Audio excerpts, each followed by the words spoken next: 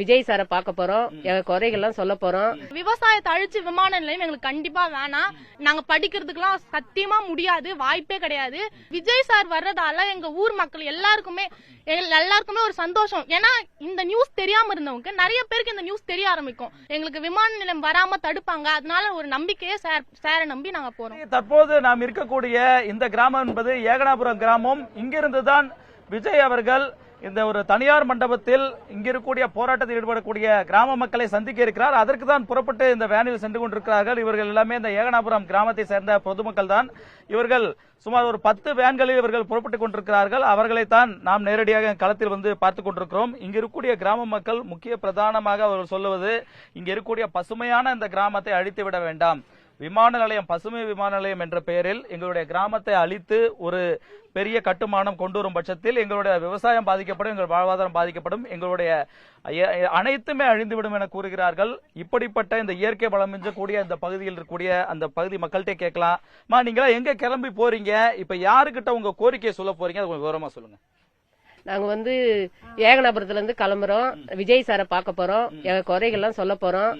எங்க ஊர் ஆயிடுச்சு விமான நிலையம் வருதுன்னு சொன்னா வந்ததுன்னா 90 நாளா போராட்டம் பண்றோம். எந்த ஒரு பதிலும் எங்களுக்கு கிடைக்கல. அவரை பார்த்தா வச்சு எங்களுக்கு ஒரு பதில் கிடைக்குன்னு சொல்லிட்டு அவரை பார்க்க எங்க குறைகள்லாம் சொல்ல போறோம். எங்களுக்கு வந்து விவசாயம் தான் எங்களுக்கு முக்கியம். எங்களுக்கு விமான நிலையம் வேணாம். எங்களுக்கு ஸ்கூல் படிப்பு, எங்க வீடு அட்ரஸே இல்லாம அழிச்சு எங்களுக்கு விமான நிலையம், எங்களுக்கு அப்படியே விமான நிலையம் எங்களுக்கு தேவை கிடையாது. நாங்க எங்க போயும் விவசாயத்தை நம்பி தான் பிழைக்கணும். எங்கேயும் போய் நாங்க பிழைக்க முடியாது. எங்களுக்கு விவசாயம் தான் முக்கியம். இப்போ ஒரு தமிழக வெற்றி கழகத்தோட தலைவர் விஜய் அவர்களை போய் சந்திக்க போறீங்க. உங்க ஊர்ல இருந்து இந்த மாதிரி எவ்வளவு பேர் வர்றாங்க? நீங்க எல்லாம் விருப்பப்பட்டு தான் போறீங்களா? எல்லாரும் நாங்க விருப்பப்பட்டு தான் போறோம். எங்க ஊரை காப்பாத்துறதுக்காக போறோம். குழந்தை குட்டி எங்க ஊர் எல்லா மக்களும் போறோம். நாங்க மட்டும் போல, எங்க ஊர்ல இருக்கிற எல்லாருமே போறோம். அப்படியாச்சும் எங்களுக்கு வந்து விஜய் சார் வந்து எங்க விவசாயத்தை காப்பாத்துன்ற ஒரு நம்பிக்கையில நாங்க போறோம்.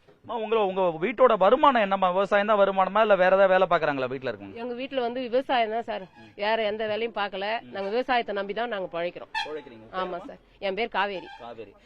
ஆனந்தி, காவேரி அவங்க சொன்ன கருத்துக்களை பார்த்தோம். மேலும் ஒரு மாணவி இருக்கிறாங்க, அவங்கள்ட்ட கேட்கலாம். அம்மா, நீங்க என்ன படிக்கிறீங்க? இந்த போராட்டத்துக்கு நீங்க வந்து எவ்வளவு நாளா பங்கேற்று இருக்கிறீங்க? இன்னைக்கு யாரை சந்திக்க போறீங்க? நான் வந்து காலேஜ் ஃபர்ஸ்ட் இயர் படிக்கிறேன். என் தங்கச்சிங்க எல்லாருமே 10th ஸ்டாண்டர்ட் படிக்கிறாங்க. நாங்க வந்து 910 நாளா போராட்டத்துல ஈடுபட்டு இருக்கோம். எங்களோட விவசாயம் தான் எங்களுக்கு ஃபர்ஸ்ட் முக்கியம். நாங்க வேற எதை நம்பியுமே இல்ல. நான் படிக்கிறது கூட விவசாயத்துல வர காசு வச்சுதான் எங்க வீட்டுல படிக்க வைக்கிறாங்க. வேற ஏதோ ஒரு வேலை பார்த்தலாம் கிடையாது. எல்லாருமே விவசாயத்தால மட்டும்தான் நாங்க இவ்வளவு படிக்கிறதுக்கு எங்களுக்கு ஒரு இது கொடுக்குதுன்னா அது விவசாயம் மட்டும்தான். எங்களுக்கு விவசாயத்தை அழிச்சு விமான நிலையம் எங்களுக்கு கண்டிப்பா வேணாம். நாங்க இதை வந்து 910 நாளா விவசாயத்துக்காக மட்டும்தான் போராடுறோம்.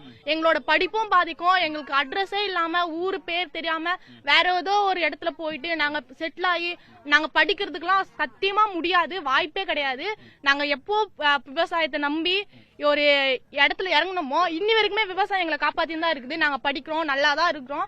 விவசாயத்தை அழிச்சுட்டா எங்களால வேற எதுவுமே கிடையாது. எங்களுக்காக விவசாயம் மட்டும்தான். எங்களுக்கு விவசாயத்தை அழிச்சு விமான நிலையம் எங்களுக்கு வேணாம். இப்போ உங்க ஊர்ல இருந்து இப்ப நீங்க ஒரு குறிப்பிட்ட பகுதிக்கு ஒரு மண்டபத்துக்கு போய் பார்க்க போறீங்க விஜய் அவர்களை. இப்ப நீங்க சொல்றது, இப்ப அவர் மூலியமா என்ன நடக்கும்னு நினைக்கிறீங்க?